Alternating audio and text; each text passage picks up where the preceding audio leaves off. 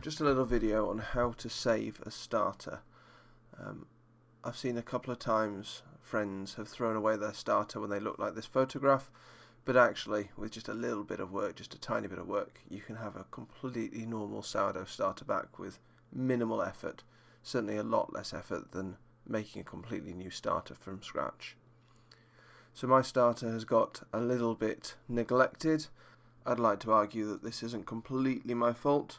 There was a global pandemic on, and trying to get hold of some extra flour was in fact really difficult.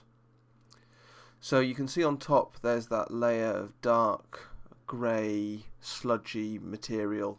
That's the hooch, so that's dead yeast cells, dead bacteria, and isn't any good to anything.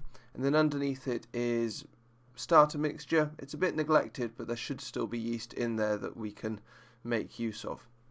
So the first thing we're going to do is we're just going to pour that hooch, that top layer of grey stuff, down the sink. It's normally quite runny, very liquid-like, so it should just pour straight off without any particular problems. And this is what's left, a kind of gunky starter without many bubbles in, not very active looking, but we can normally get that back to health fairly quickly. We're going to take that layer of starter and we're going to throw about half of it just straight in the bin. I prefer throwing it in the bin than throwing it down the sink because it tends to clog up my sink quite a lot. It's not great for making anything else with, so it's just going to go away. And you'll see that we've got about half of the original starter left. We've lost that hooch layer on top. We've lost half the starter and we're left with the other half of the starter. And now we're just going to feed it. It's worth saying if your starter's really neglected, at this point you can put it in a new jar, and sometimes that's necessary if you've got some mould growing in the jar, which has happened to me a couple of times before.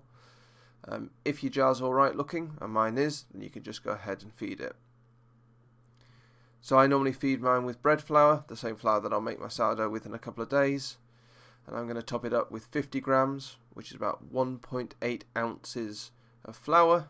Just pop that straight in there. This is Shipton bread flour type 1, which is what I make my bread with. We're putting, I think it ends up being 55 grams in there in the end, which, like I say, about 1.9 ounces. And it's worth measuring your ingredients even for your starter, because if you don't get the same amount of starter and water in there, then your baker's proportions go wrong, and that means that your sourdough is never going to be quite as good as you want. Next we top it up with a bit of water. It doesn't have to be warm water, it doesn't have to be the kind of water that you'd use for proofing or blooming, because this concoction is going to sit there for quite some time anyway, so it doesn't matter. As long as it's not freezing cold, it should be absolutely fine. Give it a good razzmatazz with a spoon until it's all combined, making sure to scrape the stuff off the bottom so that it all kind of combines nicely. And afterwards, after you manage to get the spoon out, you should come away with something that looks a little bit like a normal starter after a feed. So that's what it looks like. Fine.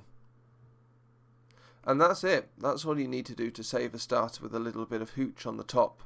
I'm going to give mine a wipe around the rim of the jar, just because I find that if I let too much gunk collect there, eventually it gets a little bit unsightly or sometimes a little bit infected. Pop a lid back on. It doesn't want to be airtight, but just kind of screw tight with a little bit of airflow through it like that, and then just leave it out of the fridge in a warm place. And then tomorrow it'll need another feed and another feed. Today is Wednesday, and I'm hoping by Saturday that starter should be ready to go.